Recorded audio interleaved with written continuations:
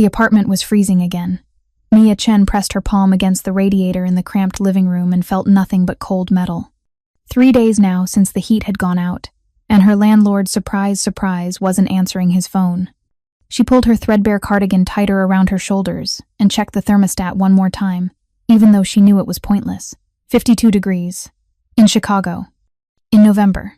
Mama, preparing and narrating this type of story took us long efforts and hard work, so if you are enjoying the story, please consider subscribing to our channel. Mia turned to find her daughter standing in the doorway of their shared bedroom, clutching the worn purple blanket that had been her security object since she was 2. At 7 years old, Sophie was small for her age, with dark hair that fell in messy waves around her face and eyes that were far too serious for a child. She wore 2 pairs of socks, pajama pants, and the oversized sweater Mia had bought at Goodwill last month. "Hey, baby," Mia signed, her hands moving with the practiced fluency she'd developed over 7 years. "Did you sleep okay?" Sophie shook her head, her small hands forming signs with precise, careful movements. "Too cold. And I heard the scary sounds again." Mia's chest tightened. The scary sounds were their upstairs neighbor, Derek Hutchins, a man whose late-night rages had become increasingly frequent over the past month. Last week, she'd heard what sounded like furniture breaking. 2 nights ago, a woman screaming.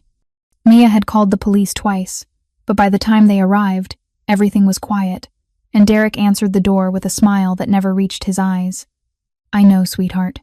But remember what we talked about? Those sounds can't hurt us. We're safe in our apartment." Sophie didn't look convinced. And honestly, Mia wasn't sure she believed it herself anymore. The building they lived in, a crumbling 3-story walk-up in one of Chicago's forgotten neighborhoods, wasn't supposed to be permanent. When Mia had fled Denver 3 years ago with Sophie and 2 suitcases, she'd told herself it was just temporary. Just until she got on her feet. Just until she saved enough money for something better. 3 years later, she was still here. Still working 2 jobs, data entry during the day and cleaning offices at night, still barely making rent. Still one emergency away from complete disaster. "Come on," Mia signed, forcing a smile. "Let's get you ready for school. Miss Peterson said you're doing amazing with your reading." "I'm so proud of you." Sophie's face brightened slightly at the mention of her teacher, one of the few people who'd taken the time to learn basic sign language to communicate with her. The Chicago Public Schools' deaf education program was underfunded and overwhelmed, but Miss Peterson tried. That was more than most people did. Mia was making Sophie's lunch, peanut butter sandwich, apple slices, the last of their crackers when her phone buzzed. She glanced at the screen and felt her stomach drop. Text from Marcus, Building Super. "Rent due yesterday. Mr. Kowalski wants to talk to you. Says if you're late again, he's starting eviction." Mia's hands shook as she set the phone down. She'd known the rent was due. Of course she'd known. But Sophie had needed new shoes last week after her old ones literally fell apart. And then there'd been the copay for her audiologist appointment, and the gas bill, and the $20 she'd had to send to her mother in Denver because the retirement home had called saying there was a balance due. The math never worked. No matter how carefully Mia budgeted, no matter how many hours she worked, the math never worked. She finished making Sophie's lunch with mechanical precision, then helped her daughter get dressed, brush her teeth, pack her backpack. Sophie chattered in sign language about a book they were reading in class, about a friend named Lily who'd learned to sign hello and thank you, about a field trip to the aquarium that was coming up. Mia smiled and nodded and signed appropriate responses, but her mind was spinning through calculations. If she picked up an extra overnight cleaning shift this week, if she skipped buying groceries and just made meals from whatever was left in the pantry, if she called her credit card company and begged for another extension. "Mama, you're not listening." Mia blinked and focused on Sophie's face. Her daughter was frowning, hands paused mid-sign. "I'm sorry, baby. I'm listening now. What did you say?" "I said, are we going to be okay?" The question, so direct and adult, nearly broke Mia's heart. Sophie shouldn't have to worry about these things. She should be thinking about dolls and cartoons and whether she'd get chocolate milk with lunch. Instead, at 7 years old, she'd already learned to read her mother's stress, to sense when money was tight, to understand that their life was precarious. "We're going to be fine," Mia signed firmly. "Mama always figures it out, right? We're a team, you and me against the world." Sophie considered this, then signed, "Like superheroes?" Exactly like superheroes. Now come on, superhero. Let's get you to school. The walk to Sophie's school was 6 blocks through a neighborhood that got rougher every year. Mia held Sophie's hand tightly as they passed boarded-up storefronts, clusters of men smoking on corners, a park where the playground equipment had been vandalized so many times the city had stopped bothering to fix it. Sophie's school, Riverside Elementary, was a squat brick building with barred windows and a chain-link fence. It wasn't great, but it had the deaf education program, and Miss Peterson, and that was enough. I'll pick you up at 3, Mia signed at the gate. Be good. Learn everything. I always do. Sophie signed back with a small smile. Then she hugged Mia quickly and ran toward the comparate entrance where other kids were gathering. Mia watched until Sophie disappeared inside, then turned and began the long walk to her day job at Morrison Data Services, a soul-crushing office where she spent 8 hours entering numbers into spreadsheets that probably didn't matter. Her phone buzzed again. Another text from Marcus. Mr. Kowalski is serious this time. He's got lawyers involved. You need to come up with the money by Friday or you're out. Friday, 3 days away. Mia felt tears sting her eyes but blinked them back furiously. No crying. Crying didn't pay rent. Crying didn't keep Sophie fed and warm and safe. She'd figure something out. She always did. She had to. The day crawled by in a haze of spreadsheets and fluorescent lights. Mia's supervisor, a middle-aged man named Gerald who seemed to take personal pleasure in making her life difficult, stopped by her desk twice to criticize her work. The coffee in the break room was burnt. Her desk chair had a broken wheel that made it tilt uncomfortably to the left. By the time 3 o'clock rolled around, Mia's back ached and her head throbbed, but she forced herself to smile as she walked back to Sophie's school. Miss Peterson was waiting at the gate with Sophie, and Mia's heart sank. The teacher only waited personally when there was a problem. "Hi, Miss Chen," Miss Peterson said, her voice warm but concerned. "Do you have a minute to talk?" Mia glanced at Sophie, who was drawing patterns in the dirt with her shoe, carefully not looking at either adult. "Of course. Is everything okay?" "Sophie's doing wonderfully academically," Miss Peterson said quickly. "Her reading is above grade level, and her math skills are excellent. But," she hesitated, "she's been very withdrawn lately. During recess, she sits alone. At lunch, she barely eats. And today, during free draw time, she drew this." Miss Peterson handed Mia a piece of construction paper. On it, Sophie had drawn a picture in crayon. A small girl hiding under a bed, while dark scribbles presumably representing something scary loomed above. Mia's throat tightened. "Sophie, honey, what is this?" Sophie's hands moved reluctantly. "The scary man upstairs. I drew what I hear at night." Miss Peterson looked between them, clearly worried. "Miss Chen, is everything all right at home? Is Sophie safe?" "Yes," Mia said quickly. Too quickly. "Yes, we're fine. It's just, our upstairs neighbor can be loud sometimes. But we're safe. I promise." Miss Peterson didn't look entirely convinced, but she nodded slowly. "If you ever need help, resources, anything, please let me know.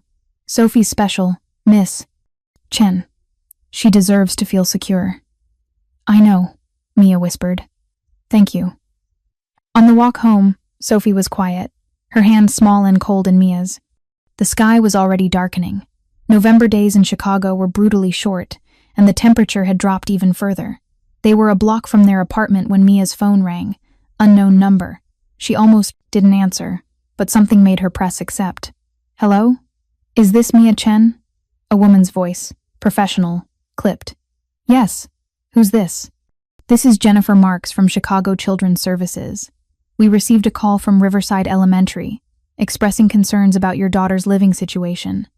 I'd like to schedule a home visit to." Mia hung up, her heart pounding. "Child Protective Services." Miss Peterson had called CPS. She looked down at Sophie, who was watching her with those too old, too knowing eyes. "It's okay, baby," Mia signed, even though nothing was okay. Nothing had been okay for a very long time. That night, Mia left Sophie with Mrs. Park, the elderly Korean woman next door who sometimes watched Sophie when Mia had to work her cleaning job. Mrs. Park didn't know sign language, but she was kind, and she always had snacks, and Sophie seemed comfortable with her. "I'll be back by midnight," Mia told Mrs. Park, signing simultaneously for Sophie's benefit. "Emergency, Numbers are on the fridge. We'll be fine, Mrs. Park assured her, ushering Sophie inside to where her ancient TV was playing a game show at top volume. Mia's cleaning job was at an office building downtown, 23 floors of corporate offices that needed to be vacuumed, windows washed, bathrooms scrubbed. It was mindless work, which was both a blessing and a curse. A blessing because she didn't have to think. A curse because her thoughts spiraled anyway. CPS was going to visit. Her landlord was going to evict them. Sophie was drawing pictures of fear. And Mia had exactly $17 in her checking account. She was scrubbing a bathroom on the 18th floor when her phone rang again. Mrs. Park. Mia's blood went cold. Hello? Mia? Mrs. Park's voice was shaking. Mia, something's wrong.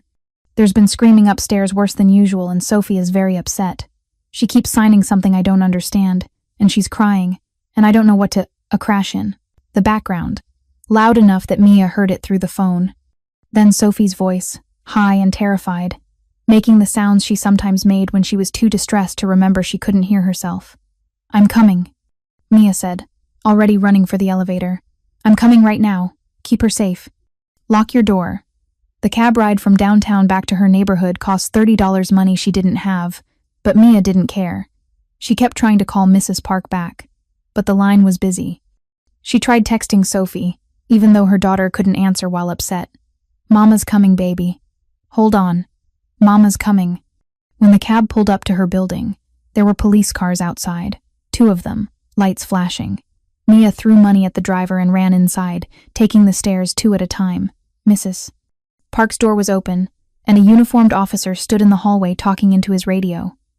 That's my daughter. Mia gasped, pushing past him into Mrs. Park's apartment. Sophie was huddled on the couch, wrapped in a blanket, her face streaked with tears.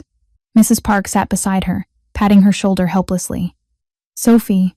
Mia dropped to her knees in front of the couch, and Sophie launched herself into her mother's arms, sobbing. What happened? Mia demanded, looking at Mrs. Park. The man upstairs, Mrs. Park said, her voice shaking. Derek. He was. There was so much screaming. And then something heavy fell, and we heard a woman crying for help. Sophie wanted to call 911, but she was so upset, she couldn't speak, so she tried to show me signs, but I didn't understand. And, where's Derek now? Mia asked the police officer who'd followed her inside. The officer, a young man who looked barely out of the academy, shifted uncomfortably. Derek Hutchins has been taken into custody. His girlfriend is in the ambulance. Looks like a domestic violence situation that escalated. We've been hearing this for weeks, Mia said, anger overriding her fear. I've called you people 3 times. 3 times. And you did nothing. Ma'am, I understand your frustration, but my 7-year-old daughter had to witness this. She's been terrified for weeks because your department didn't take it seriously. The officer had the decency to look ashamed. I'm sorry, ma'am. We're documenting everything now. If you'd like to file a formal complaint, I'd like you to leave, Mia said tiredly. Just, please leave. After the police cleared out and Mrs. Park had given them both chamomile tea neither of them drank, Mia carried Sophie back to their own apartment. She tucked her daughter into their shared bed, smoothing her hair back gently. I'm sorry, baby, Mia signed. I'm so sorry you were scared. Sophie's hands moved weakly.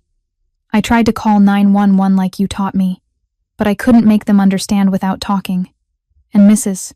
Park doesn't know our language. Mia's heart shattered into 1,000 pieces. You did everything right. You tried to help. You're so brave. I don't want to be brave, Sophie signed, tears starting again. I want to be safe. I know, sweetheart. Mia held Sophie until she finally fell into an exhausted sleep, her small body twitching occasionally with leftover fear. Then Mia went to the kitchen, sat at their tiny table, and finally let herself cry. She'd failed. She'd promised Sophie they were safe, that Mama would always figure it out, that they were a team against the world. But the truth was, Mia was drowning. She was 29 years old, working 2 jobs, barely keeping them housed and fed, raising a deaf daughter alone in a dangerous neighborhood, and now CPS was coming to judge whether she was fit to keep her own child. The math didn't work. It never worked. And Mia was so tired. She didn't know she'd fallen asleep at the kitchen table until Sophie woke her in the early morning, tugging on her sleeve. Mia jerked awake, her neck screaming in protest from the awkward angle. What? What's wrong? Sophie was pale, her hands trembling as she signed. Someone's at the door. They've been knocking for a long time. Mia's stomach dropped. CPS. Already. Or maybe the landlord, ready to personally throw them out. She stood on shaky legs and moved to the door, checking the peephole. What she saw made no sense. 3 men stood in her hallway. They weren't wearing uniforms. They were in expensive suits, the kind that probably cost more than Mia made in 6 months. The man in front was tall, broad-shouldered, with dark hair touched with silver at the temples, and a face that looked like it had been carved from stone, cold, dangerous, powerful. This wasn't CPS. This wasn't the landlord. This was something much worse. Mia's hand hovered over the doorknob, every instinct screaming at her not to open it. But Sophie was watching, frightened, and Mia had learned long ago that running only worked if you had somewhere to run to. She unlocked the door but kept the chain on, opening. It just a crack. Yes? The man in front studied her through the narrow opening with gray eyes that missed nothing. When he spoke, his voice was deep, controlled, carrying an accent she couldn't quite place. Mia Chen? Who's asking? However. My name is Dominic Vitale, he said, and I believe your daughter tried to call for help last night. Mia's blood went cold. How do you know about that? Because the call was routed through one of my systems, Dominic said calmly. 911 inches this neighborhood has been, experiencing technical difficulties. Certain emergency calls get redirected. Your daughter's was one of them. I don't understand. Dominic's expression didn't change, but something in his eyes softened almost imperceptibly. Your daughter made a 911 call using sign language. Do you have any idea how extraordinary that is? How impossible it should have been for anyone to understand? Mia's mind raced. Sophie's frantic attempts to call for help, Mrs. Park's confusion, the desperation in her daughter's movements. How did you know what she was signing? Because I have someone who understands, Dominic said quietly. Someone who reviewed the security footage from your building's lobby and recognized what your daughter was trying to communicate. Security footage? Mia's voice rose.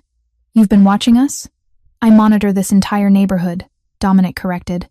And last night, I saw a 7-year-old girl trying desperately to help someone while the police did nothing. His jaw tightened. That interested me. Mia should have been terrified.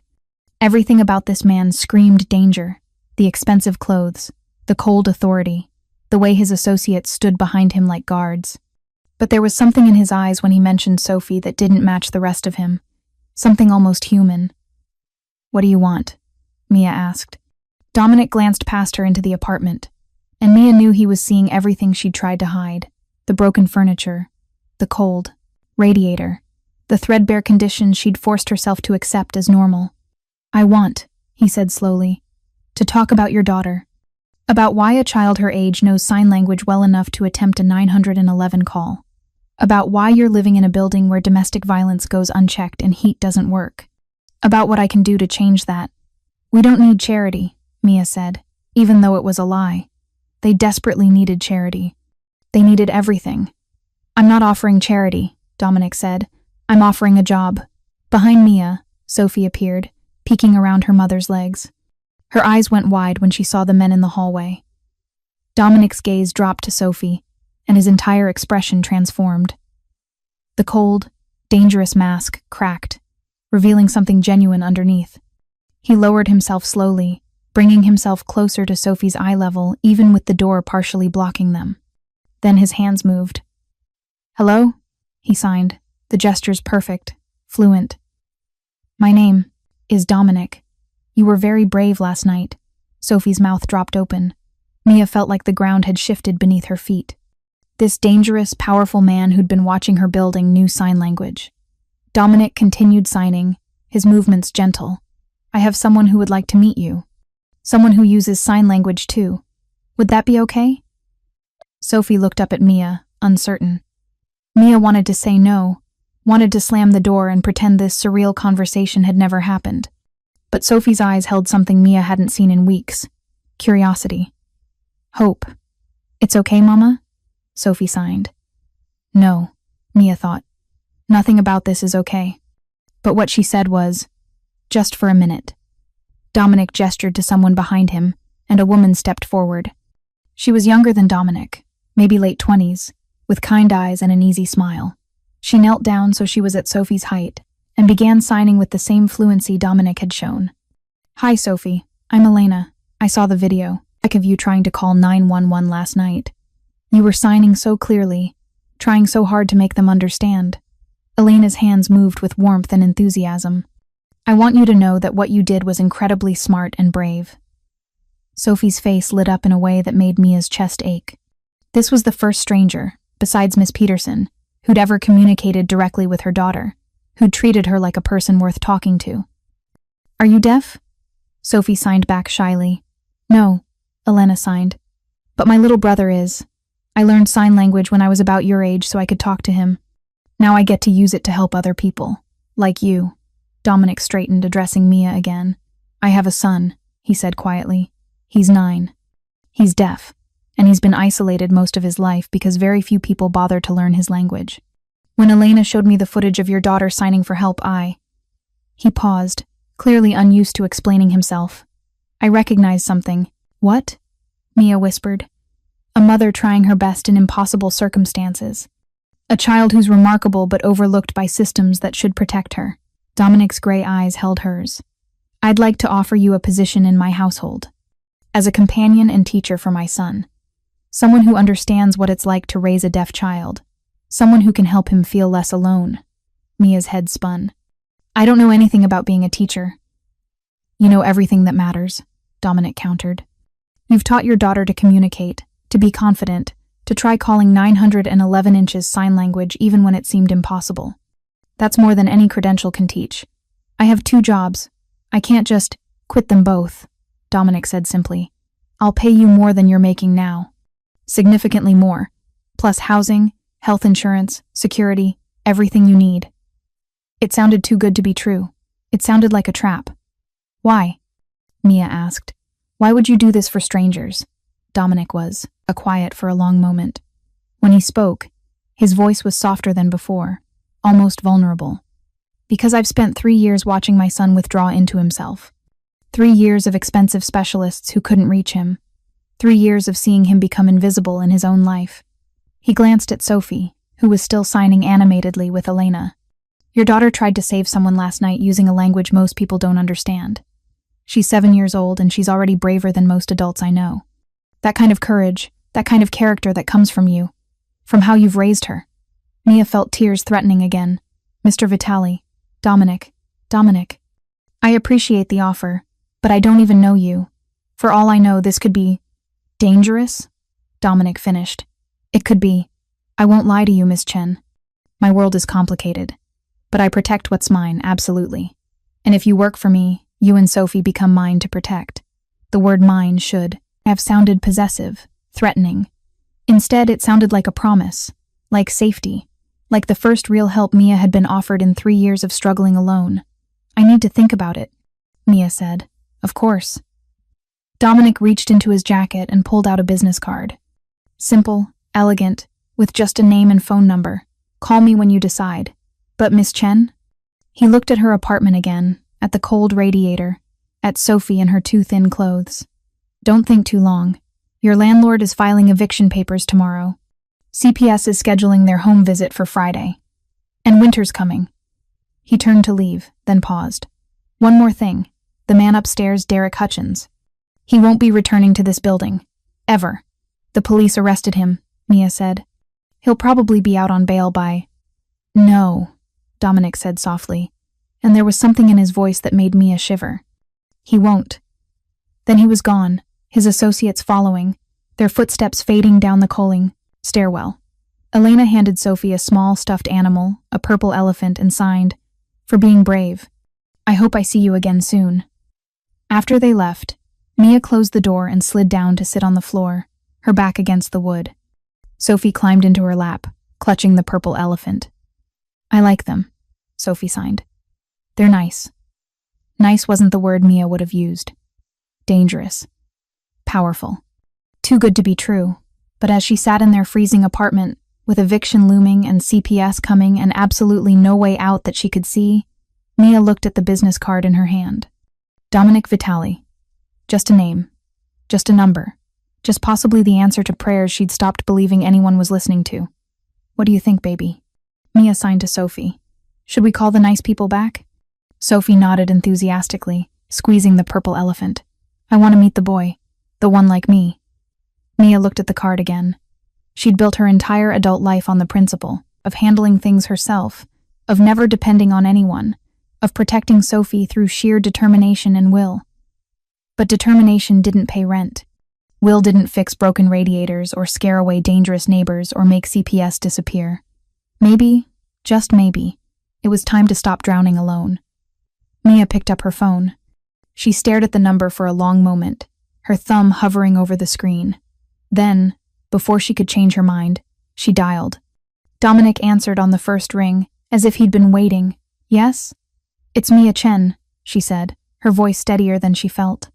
I'd like to discuss the position, but I have conditions. I'm listening. Sophie comes with me. Wherever this job is, whatever it involves, my daughter stays by my side. That's non-negotiable. Of course, Dominic said without hesitation. I wouldn't dream of separating you, and I need to know exactly what I'm walking into. No surprises. If your world is dangerous like you said, I need to know what I'm protecting Sophie from. There was a long pause. Can you meet me tonight? Dominic asked finally. Somewhere public.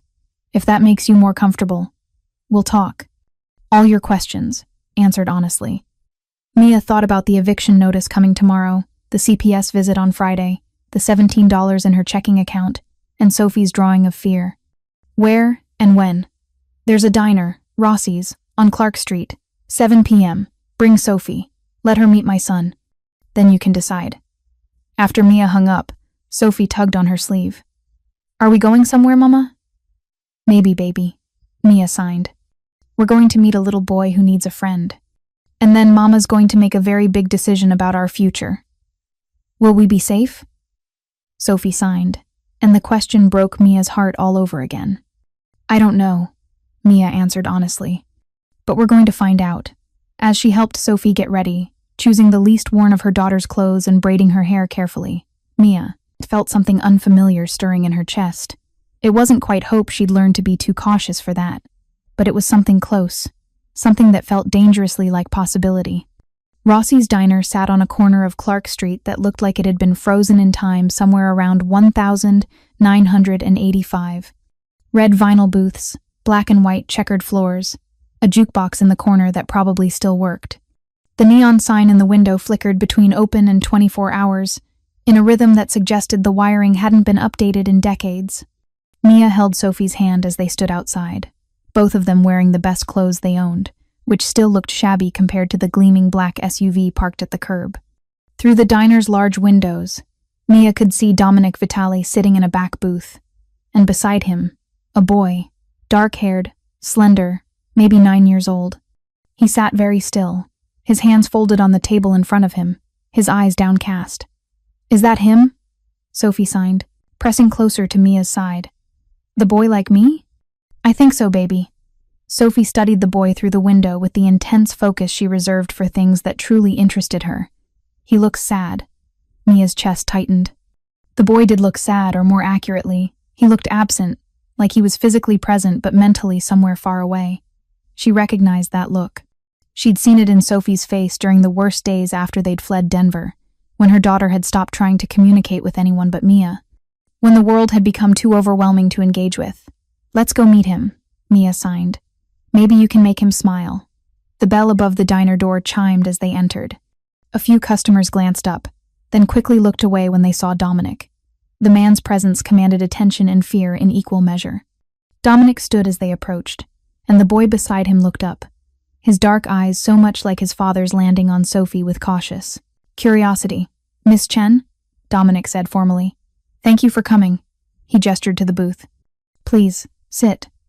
As Mia and Sophie slid into the opposite side of the booth, Elena appeared from somewhere in the back, carrying 2 hot chocolates topped with whipped cream. For the girls, she said warmly, setting them down. And Sophie, this is Marco. He's been very excited to meet you. The boy, Marco, raised his hand slowly and signed. Hello. Sophie's face transformed. The shy uncertainty vanished, replaced by a brilliant smile that Mia hadn't seen in weeks. Her hands flew into motion. Hi, I'm Sophie. I'm 7. How old are you? Marco's response was slower, more hesitant. 9. My birthday was last month. Did you have a party? I've never had a real party. Mama says maybe when we have more money. Mia felt heat rise to her cheeks, embarrassed by Sophie's honesty. But Dominic's expression didn't change. If anything, he looked sad. No party, Marco signed. Father doesn't like parties. Too many people. I don't like too many people either, Sophie signed enthusiastically. They get confused when I try to talk to them, but you understand me. And your hands are really good at signing. Did you learn when you were a baby? Marco nodded, and for the first time, something that might have been a smile touched his lips. Father learned for me, but not many other people know. My mama knows. She learned for me too. Mamas are the best, right? The smile faded from Marco's face. His hands moved slowly, almost reluctantly. My mama died 3 years ago. Sophie's eyes went wide with sympathy. Without hesitation, she reached across the table and took Marco's hand, squeezing it gently. I'm sorry. That's really sad. My papa left when I was a baby, so I don't have one. But Mama says we're a team, just us two. Maybe you and your papa are a team too? Marco looked at his father, something complex passing between them. Then he signed to Sophie. Maybe. While the children continued their conversation, Dominic gestured for Mia to follow him to a booth on the other side of the diner, still within sight of the kids but far enough for privacy. Elena stayed with Marco and Sophie, facilitating their interaction with encouraging smiles. Your daughter is remarkable, Dominic said as they sat. Most children her age would be intimidated meeting strangers. She walked right up to my son like they were already friends. Sophie doesn't see obstacles the way other kids do, Mia said. Maybe because she's had to work harder for everything. Or maybe she's just naturally brave. I don't know. It's from you, Dominic said with certainty. Children reflect their parents. Mia wrapped her hands around her coffee cup, grateful for the warmth. You said you'd answer my questions honestly. So I'm going to ask directly. Who are you, really?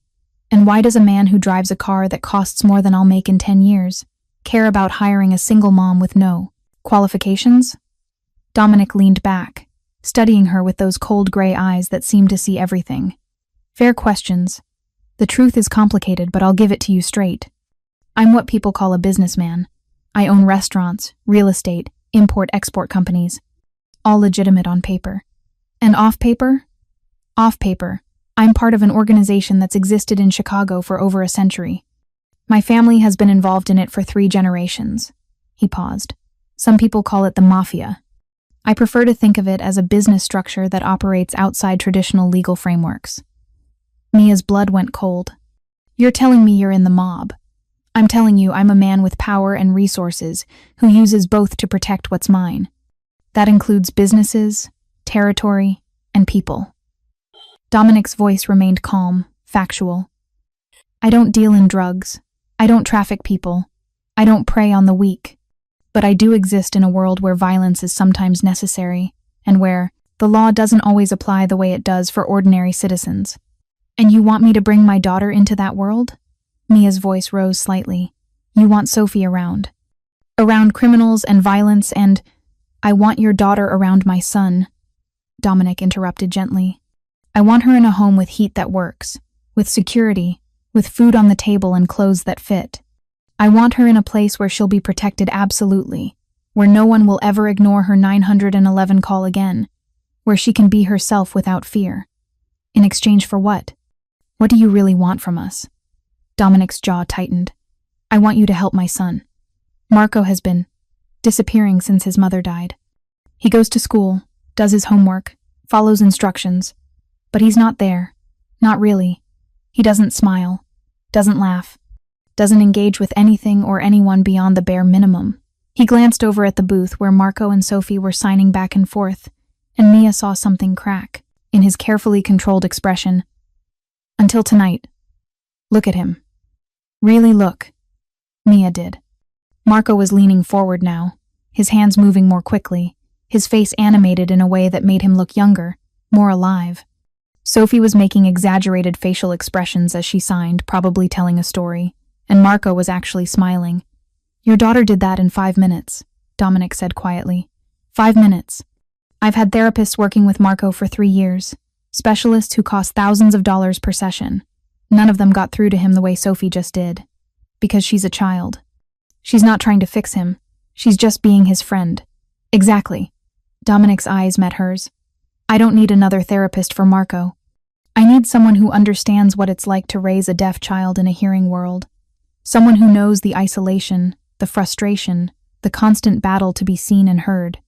Someone who can teach him that he's not alone. Mia was silent, watching her daughter laugh at something Marco signed. It was the most relaxed she'd seen Sophie in months. What would the job actually entail? Mia asked finally. You'd live in my home. A room for you. A room for Sophie. Whatever you need. Your primary responsibility would be spending time with Marco, teaching him, talking with him, helping him develop social skills. Elena would assist with the educational aspects. You'd also have complete freedom to continue raising Sophie however you see fit. And the dangerous parts? The Mafia parts? Dominic's expression hardened. I won't lie to you, Miss Chen. There are risks. I have enemies. There are people who would like to see me fail, to take what's mine. But I have extensive security. Armed guards, surveillance, safe rooms. No one gets to my family. No one. Has Marco ever been in danger? Once. Dominic's voice went cold. 2 years ago, a rival organization attempted to kidnap him to use as leverage against me. They got within 50 feet of his school before my men intercepted them. He paused. 3 of them died. The rest fled the city. No one has tried since. Mia felt sick. And you want Sophie in that environment? I want Sophie in an environment where I can guarantee her safety, which is more than your current building can offer. Derek Hutchins was arrested last night, but there will be another Derek, another threat, another reason to be afraid. Dominic leaned forward. I'm not asking you to trust me completely. I'm asking you to consider whether the risks of staying where you are outweigh the risks of accepting my protection. It was a fair point, and Mia hated that she couldn't argue with it. I need guarantees, she said. In writing, legal contracts. I need to know that if I bring Sophie into your world and it doesn't work out, we can leave safely with enough money to start over somewhere else. Done. I need to meet your security team. See your home. Understand exactly what safety measures are in place. I'll arrange a tour tomorrow, and I need to be able to say no to anything that makes me uncomfortable. If you ask me to do something that compromises my values or puts Sophie at risk, I can refuse without consequences. Dominic extended his hand across the table. You have my word. And in my world, Miss Chen, my word is absolute. Mia stared at his hand for a long moment. This was insane. She was negotiating with a mafia boss about moving into his home, exposing Sophie to a world of violence and crime, throwing away every principle of self-reliance she'd built her life on. But Sophie was laughing with Marco, really laughing, and there was a hot chocolate in front of her daughter that Mia hadn't had to carefully budget for, and Dominic was offering safety and security, and a future that didn't involve drowning. Sometimes surviving meant making impossible choices. Mia shook his hand. When would we start? Tomorrow, Dominic said immediately. Pack whatever you can't. Bear to leave behind. My men will handle the rest. What about my landlord? CPS? Your landlord will receive full payment for the remaining months on your lease, plus compensation for any damages he claims you caused. Dominic's tone suggested this was already handled. As for CPS, they'll receive documentation showing you've accepted employment with appropriate housing and healthcare benefits. Elena's mother is a social worker. She'll make sure everything is filed correctly. It was all happening so fast. Too fast. I don't even know you, Mia whispered. No, Dominic agreed. But you know what it's like to be desperate, to have a child depending on you and no good options. You know what it means to do whatever it takes to keep your daughter safe. He glanced at Marco. I know those things too. If you're hooked on this story, make sure to subscribe and turn on notifications so you never miss an upload. Your support means everything and helps me bring you more emotional stories. Like this one. That night, after Dominic's driver had taken them home in the heated luxury of that expensive SUV, after Sophie had fallen asleep, clutching her purple elephant and chattering in sign language about her new friend Marco, Mia sat alone in their kitchen and made a list. Things to pack. Photos of Sophie as a baby, Sophie's favorite blanket, the jewelry box that had been Mia's mother's Sophie's school artwork, the stuffed rabbit Sophie had since birth, their important documents, Everything else the thrift. Store furniture, the mismatched dishes, the clothes that didn't quite fit, could stay. It was just stuff. It had never been home anyway. Mia looked around the apartment that had been their prison for 3 years. Cold, cramped, unsafe. She told herself it was temporary, that she was building toward something better. But the truth was, she'd been treading water, barely keeping their heads above the surface. Too proud to ask for help and too scared to accept it when it was offered. Now help had arrived in the form of a dangerous man with sad eyes and a son who needed Sophie as much as Sophie needed him. It wasn't the rescue Mia had imagined. It wasn't safe or simple or anything she would have chosen under different circumstances, but it was rescue nonetheless. Her phone buzzed. A text from an unknown number. The car will arrive at 9 a.m. Pack light. Everything you need will be provided. DV. Below that, another message. Marco hasn't stopped talking about Sophie. Thank you for giving that back to him. Mia stared at the message for a long time. She was about to uproot her entire life, move her daughter into a stranger's home, enter a world of violence and power she didn't understand. Every rational instinct screamed that this was a mistake. But Sophie was warm tonight. Sophie had laughed today, and for the first time in 3 years, Mia wasn't facing tomorrow alone. She typed back, "See you tomorrow." Then she deleted her response and typed again, "Thank you for the opportunity. We'll be ready." More formal, more appropriate for what this was: a job, a transaction, a business arrangement. But Dominic's response came back immediately. "This isn't business, Miss Chen. This is family. Sleep well. Family." The word should have scared her. Instead, it felt like the first warm thing she'd touched in years. The next morning, Sophie woke up at dawn, too excited to sleep. She bounced on their shared bed, signing rapidly. "Is today the day? Are we really going? Will Marco be there? Can I bring my elephant? What if his house is really big? What if I get lost?" Mia laughed, actually laughed, and pulled Sophie into a hug. "Yes, it's today.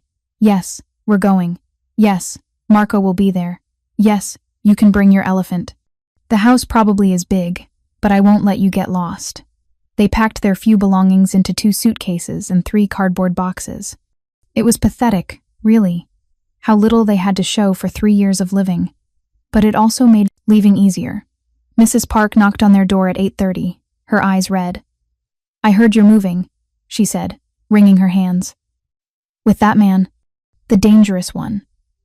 "How did you—" "Mrs. Lee, on the first floor, saw the car last night. Everyone's talking." "Mrs." Park looked at Sophie, then back at Mia. "Are you sure this is safe?" He's not. He's not like us." "No," Mia agreed. "He's not. But neither is living here. At least with him, Sophie will be warm and fed and protected." Mrs. Park pulled Mia into a sudden, tight hug. "You're a good mother. Don't let anyone tell you different. And if you ever need to come back, my door is always open." Mia's eyes burned. "Thank you. For everything. For watching Sophie, for the tea, for being kind when everyone else looked away." At exactly 9 a.m., the black SUV pulled up outside. Not just 3 of them, arranged in a formation that spoke of military precision. Men in dark suits emerged, professional and efficient, loading Mia and Sophie's belongings into the vehicles. Elena was in the middle SUV, smiling warmly. "Good morning. Ready for your new adventure?" Sophie nodded enthusiastically, but Mia felt her stomach twist with anxiety as she watched her entire life packed away in less than 5 minutes. The drive took them out of Mia's neighborhood, past the boarded-up storefronts and the rough corners through increasingly nicer areas, until they reached a part of Chicago Mia had only seen in magazines. Tree-lined streets, historic mansions, gates and guards, and the kind of wealth that didn't just buy things, it bought power. The SUV turned into a long driveway, and Mia's breath caught. Dominic's house wasn't a house. It was an estate. 3 stories of dark brick and large windows, surrounded by manicured lawns and tall iron fencing. Security cameras were visible at every corner, and armed men patrolled the grounds with trained efficiency. It looked like something out of a movie, beautiful and intimidating in equal measure. "Holy shit," Mia breathed, then immediately signed an apology to Sophie. Elena laughed. "It's a lot to take in, I know. But it's home. You'll get used to it." The SUV pulled up to the front entrance, where Dominic waited with Marco. The boy was practically vibrating with excitement, his hands already moving before Sophie even got out of the car. "You're here, you're really here, come see my room." "I have a game room and father says you can use it too, and there's a pool, but it's too cold now. But in summer we can swim and—" "Marco," Dominic said gently, his hand on his son's shoulder. "Let them breathe first." But he was smiling, really smiling, and Mia realized this might be the first time she'd seen genuine happiness on his face. Sophie grabbed Marco's hand, and the two children ran toward the house, signing excitedly to each other. Elena followed, keeping a careful eye on them. Mia stood in the driveway, feeling completely out of place in her bargain store clothes and worn sneakers. "Second thoughts?" Dominic asked quietly. "About 1,000 of them," Mia admitted. "This is— your house is. Too much. Too everything." She looked at him. "I don't belong here." "Neither did I," Dominic said. "I grew up in a 2-bedroom apartment above a butcher shop. My father worked 18-hour days. My mother cleaned houses. This," he gestured at the estate, "was built on blood and sacrifice and choices I'm not proud of." His gray eyes met hers. "But Marco belongs here. And if Sophie makes him happy, then she belongs here too. Which means you do as well."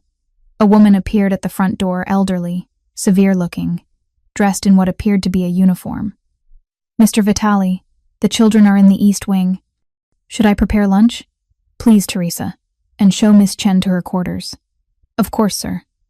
Teresa's sharp eyes swept over Mia with obvious judgment. "This way." As Mia followed Teresa inside, she caught a last glimpse of Dominic standing in the driveway, his phone already at his ear, back in businessman mode. Cold, controlled, dangerous. But she'd seen the way he looked at Marco, the gentleness in his hands when he signed, the vulnerability in his voice when he talked about his son disappearing. This man, this dangerous, powerful man, loved his child desperately, just like Mia loved hers. Maybe that was enough to build something on. The interior of the house was as overwhelming as the exterior. Marble floors, crystal chandeliers, artwork that probably belonged in museums. Teresa led Mia up a sweeping staircase to the second floor, down a long hallway lined with more security cameras. "Your suite," Teresa announced, opening double doors. Mia stepped inside and nearly gasped. It wasn't a room, it was an apartment. A living area with plush furniture and a flat-screen TV. A bedroom with a bed that looked like a cloud. An ensuite bathroom with a tub big enough to swim in. And connected through another door, Sophie's. "The room," Teresa said, opening it to reveal a space decorated in purples and whites, with a canopy bed, built-in bookshelves, a desk, and more toys than Mia had ever been able to afford. "This is too much," Mia whispered. Mr. Vitale's instructions were specific. Everything for the child's comfort. Teresa's tone suggested she didn't entirely approve. "Lunch will be served at noon in the conservatory. Elena will show you the way. Mr. Vitale expects you to join them." After Teresa left, Mia sank onto the edge of her new bed and tried to process everything. 24 hours ago, she'd been facing eviction and CPS and another winter without heat. Now she was living in a mansion with more security than a bank. Her daughter was playing with a little boy who might actually become her friend, and a Mafia boss had just given them safety. The door burst open, and Sophie flew in, Marco right behind her. Mama, did you see my room? It's purple, and there are books, and Marco says there's a library with even more books, and his father said, we can go to the aquarium next week," and Mia caught Sophie and hugged her tight, breathing in her daughter's familiar scent. "Is it okay, Mama?"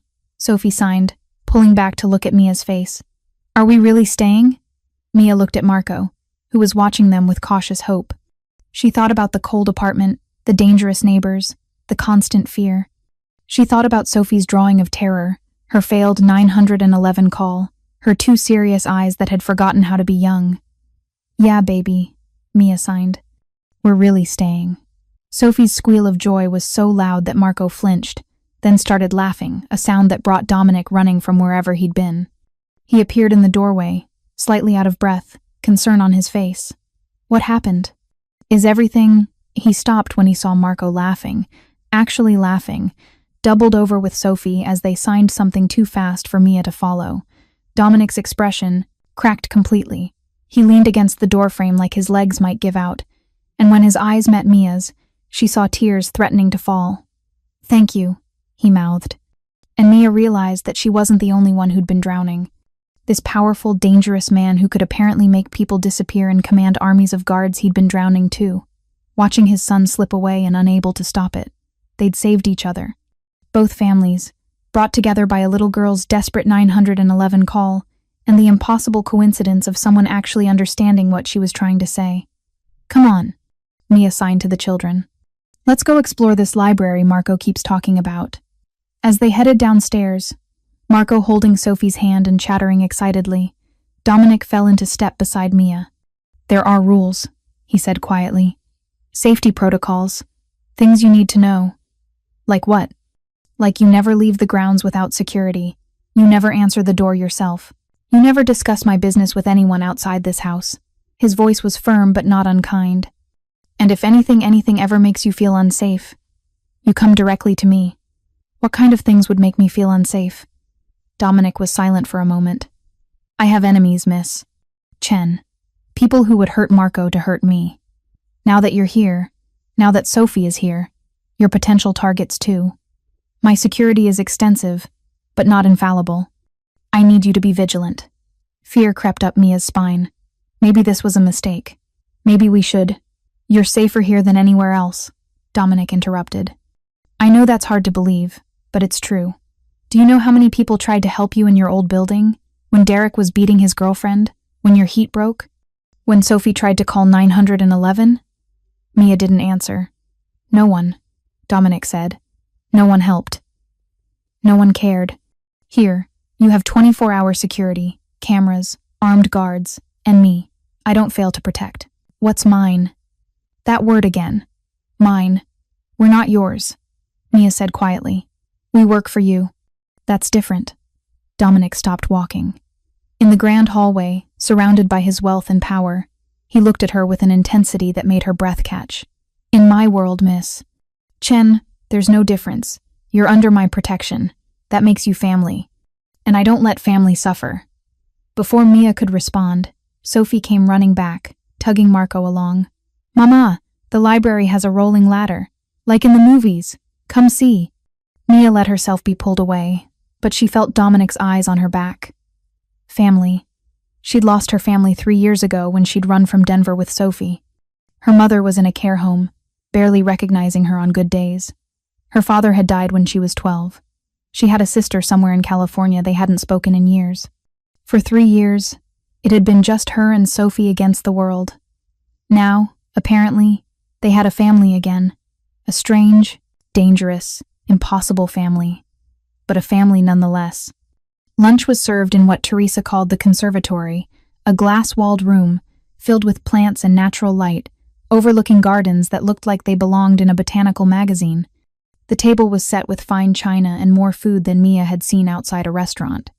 Marco and Sophie sat together, signing between bites of food they actually liked: real fruit, fresh bread, chicken that wasn't from a can. They were talking about video games, comparing which characters they liked best. Dominic sat at the head of the table, conducting business on his phone with quiet efficiency. Elena explained the schedule. Mornings would be educational activities. Afternoons would be free play and enrichment. Evenings would be family time. "Family time?" Mia asked. "Dinner together, usually. Sometimes games or movies. Mr. Vitale believes routine is important for Marco." Elena smiled. "And now Sophie, too." It was surreal. Yesterday, Mia had been scraping together change for ramen noodles. Today, she was eating grilled salmon in a conservatory, while her daughter laughed with a little boy who might be the only real friend she'd ever had. After lunch, Elena offered to take the children to the game room, giving Mia a chance to unpack and settle in. "Actually," Dominic said, "I'd like to show Miss Chen the security center first. She should understand how we keep everyone safe." The security center was in the basement, behind a door that required a fingerprint scan.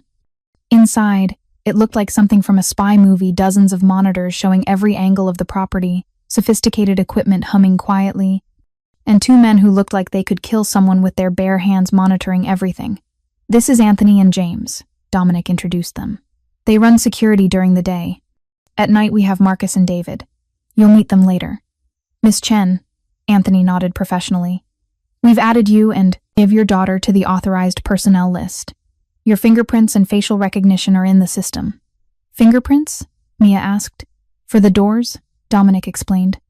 Most of the house operates on biometric locks, safer than keys or codes. He pointed to a monitor showing the front gate. No one enters the property without clearance. Deliveries are screened off-site.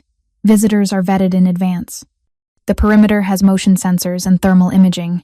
It should have felt safe. Instead, it felt like a prison. A beautiful, comfortable prison, but a prison nonetheless. What am I protecting Sophie from exactly? Mia asked. You keep talking about enemies and security, but you haven't told me who wants to hurt you or why. Dominic was quiet for a moment. Then he gestured to Anthony and James. Give us the room. After they left, Dominic pulled up a chair and gestured for Mia to sit. I told you I'm a businessman. That's true.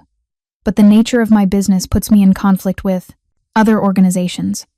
In Chicago, there are 5 major families, including mine. We maintain territories, agreements, peace, most of the time. And when you don't, then people die.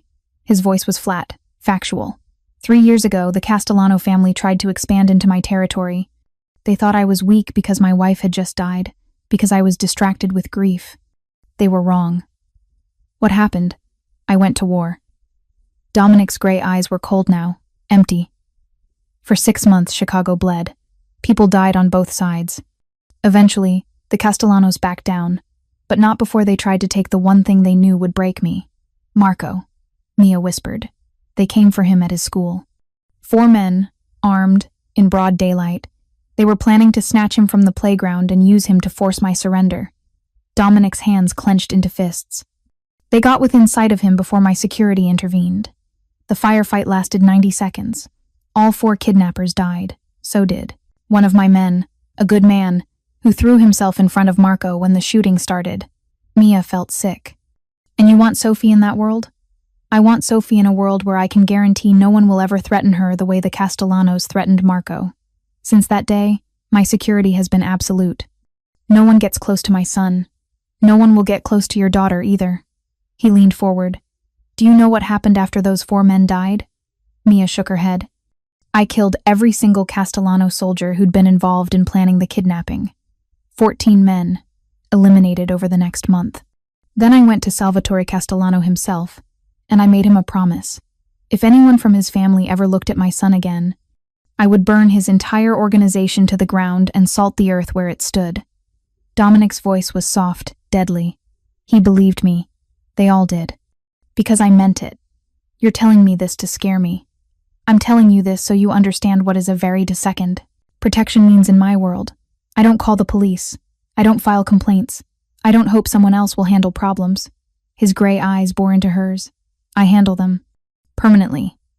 And now that you're here, that protection extends to you and Sophie absolutely. Mia stood up, suddenly needing space. I don't know if I can be okay with this. With violence and killing, and can you be okay with Derek Hutchins beating his girlfriend while everyone pretended not to hear? Dominic countered. Can you be okay with landlords who ignore broken heat in November? With police who don't respond to a 7-year-old's 911 call? With a system that lets children go cold and hungry because their mothers can't earn enough to survive? That's different. Is it? Dominic stood as well. I'm not asking you to participate in violence, Miss Chen. I'm asking you to accept that I will do whatever necessary to keep you safe. If that makes me a monster, so be it. But I'm a monster who ensures his family never goes hungry, never goes cold, never gets ignored when they cry for help. Mia's hands shook. She thought about Sophie's drawing of fear, about the eviction notice, about 3 years of barely surviving. I need time, she said, to process all of this. Take all the time you need. Dominic moved toward the door. 2. But know this. You're safe here. Sophie is safe here. That's not a promise I make lightly, and it's not one I've ever broken. He paused at the door. Dinner is at 6. Casual dress. Marco likes when we all eat together. Then he was gone, leaving Mia alone in the security center surrounded by monitors showing every corner of their new gilded cage. She watched Sophie and Marco on one of the screens, playing some kind of video game in what must be the game room.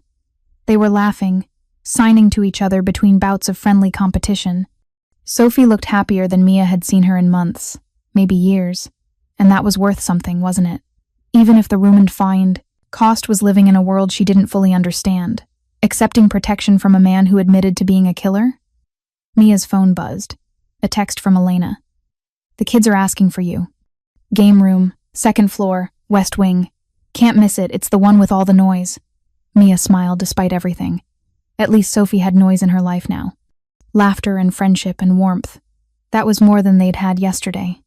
Maybe, Mia thought as she headed upstairs to find her daughter. That was enough. For now, at least, it had to be. 3 weeks into living at the Vitale estate, Mia woke up to sunlight streaming through windows that actually kept out the cold.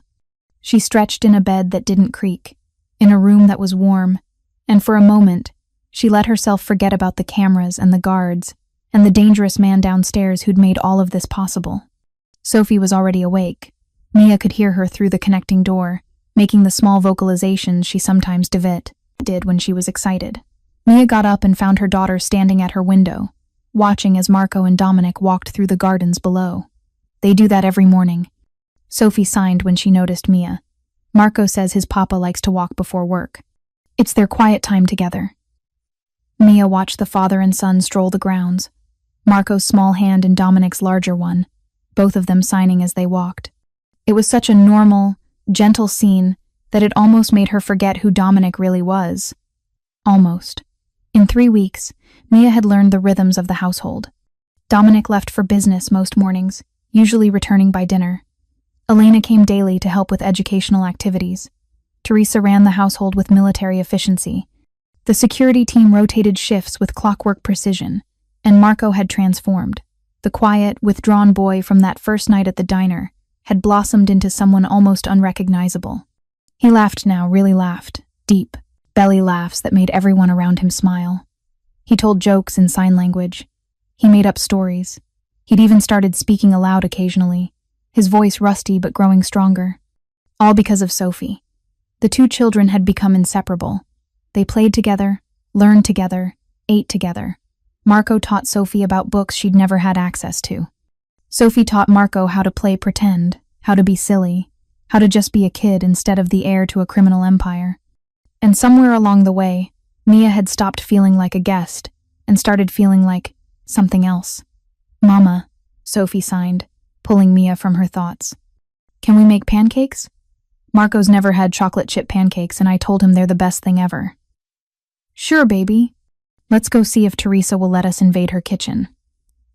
Teresa, it turned out, was thrilled to have someone actually use her kitchen. She'd been making simple, bland meals for Marco for years, foods he'd eat without enthusiasm, and was delighted when Mia suggested they cook together.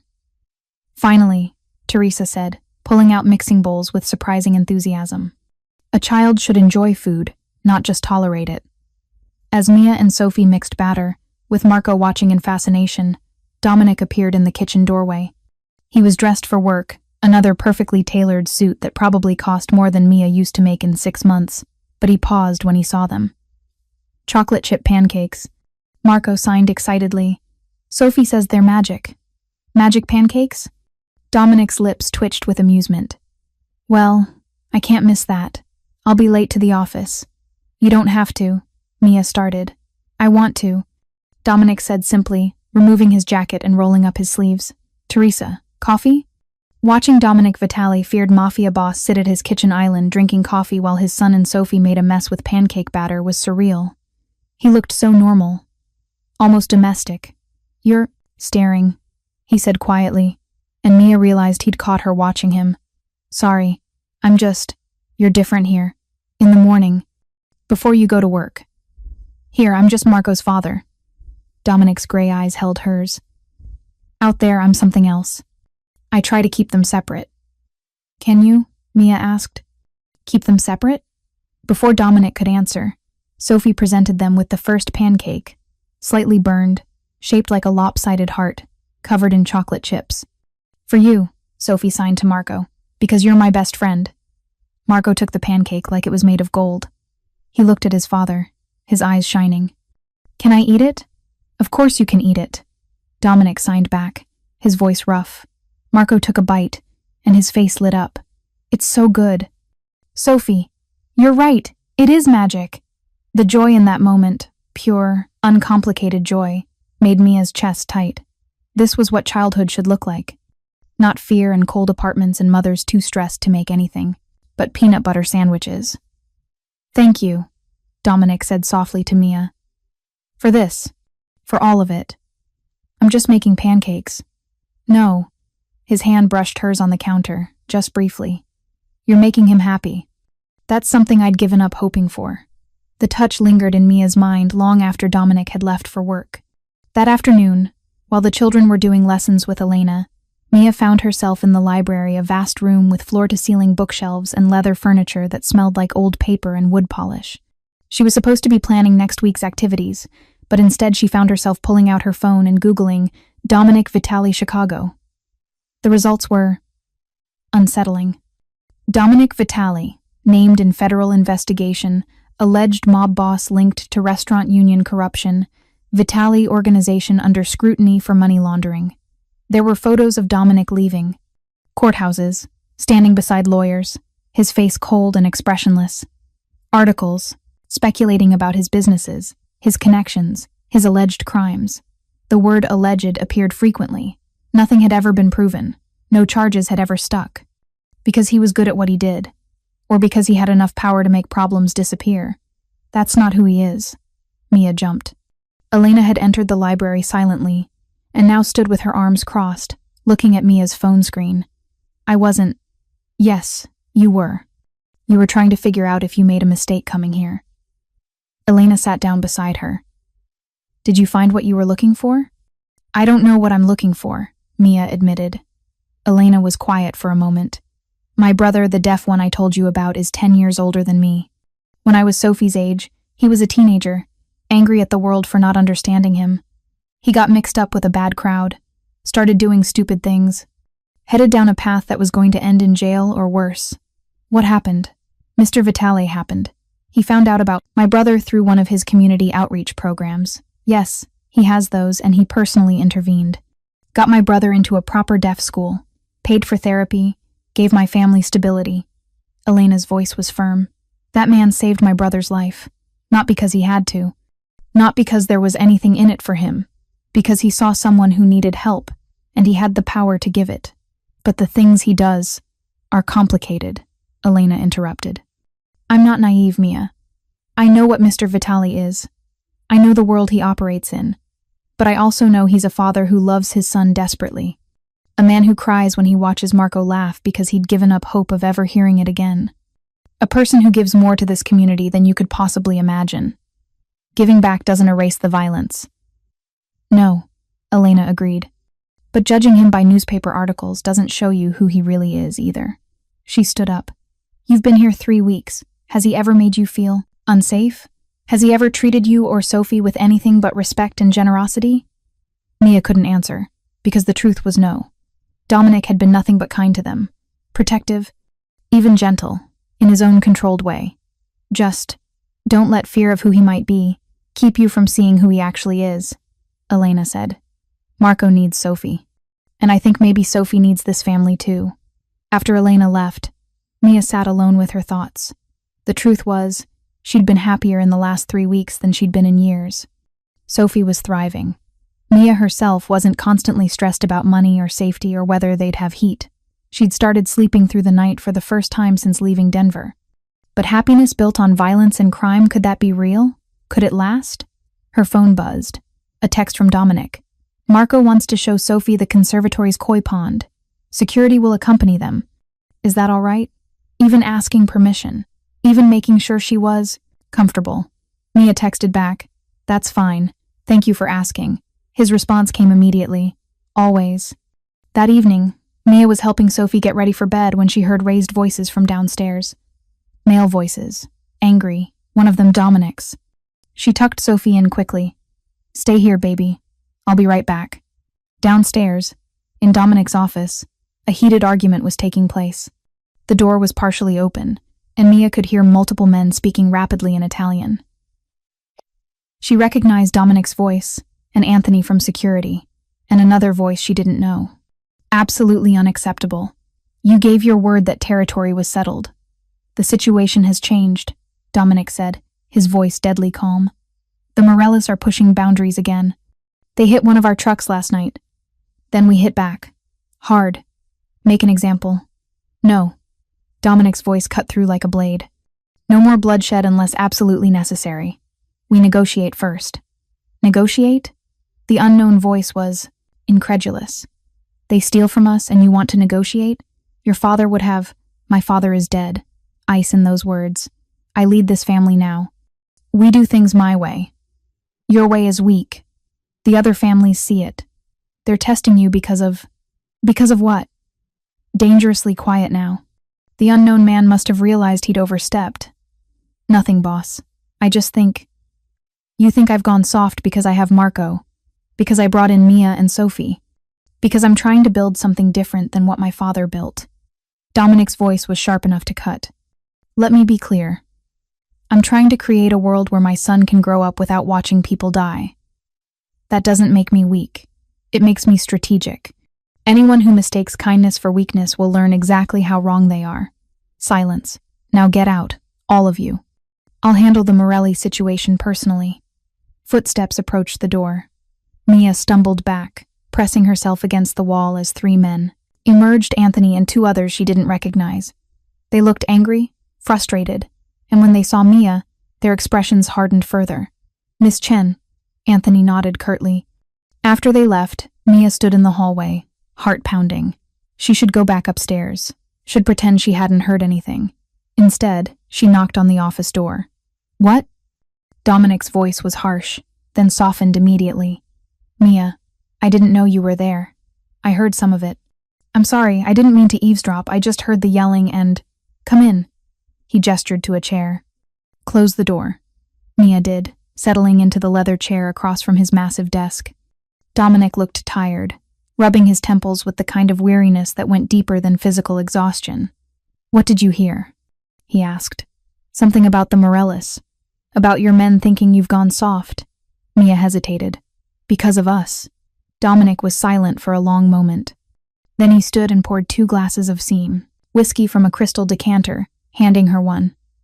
I don't drink, Mia said. Tonight you do, trust me. The whiskey burned, but warmth spread through Mia's chest afterward. Dutch courage, her mother would have called it. They're not entirely wrong, Dominic said, settling back in his chair. I have changed since you arrived. Since Sophie brought life back to Marco, I'm trying to find a different path than the one my father walked. What path did your father walk? Violence as first resort, fear as currency. Loyalty bought through intimidation. Dominic's jaw tightened. He built an empire, but he died alone and hated, and when he was gone, people celebrated. I don't want that for Marco. I don't want him to inherit a legacy of blood. But you can't just stop being who you are, Mia said. Can you? The other families won't let you go legitimate just because you want to. No, Dominic admitted. They won't. Which is why I have to be smarter, stronger, more strategic than my father ever was. He looked at her directly. I meant what I said, I'm trying. After establishing their relationship, Mia confronts Dominic about the reality of his criminal empire, demanding honesty about his business operations. He reveals the truth. Legitimate businesses mixed with protection money, labor union control, and occasional illegal imports but with hard lines against drugs, human trafficking, and prostitution. Mia appreciates his brutal honesty and chooses to understand rather than judge. 2 days later, the Morelli family launches a home invasion, attempting to kidnap Marco again. Though Dominic's security successfully repels the attack, the incident reveals that the Morellis now know about Sophie and see her as leverage. Dominic is devastated that he's put Mia and Sophie in danger, but Mia refuses to leave, insisting they're safer with him than without him. In the aftermath, both finally admit their feelings for each other. Mia confesses she's falling in love with him, and Dominic reveals she and Sophie have become essential to him not just as employees, but as family. They share their first real kiss, acknowledging the complicated but undeniable connection between them. Dominic retaliates against the Morellis decisively, eliminating everyone involved in planning the attack, 7 people executed without hesitation. When he returns and confesses what he's done, Mia accepts it, understanding he's a father protecting his children just as she's done questionable things to protect Sophie. That night, They sleep together, just holding each other, and Mia finally shares her full backstory, fleeing an abusive ex-partner named Jason, who blamed her for Sophie's deafness. Dominic vows to kill Jason if he ever resurfaces. They commit to building a real, permanent family together, messy and complicated, but bound by fierce love and protection. What started as a desperate 911 call has transformed into an unexpected family, proving that sometimes the best love stories are the ones that defy convention entirely. Preparing and narrating this type of story took us long efforts and hard work. So if you are enjoying the story, please consider subscribing to our channel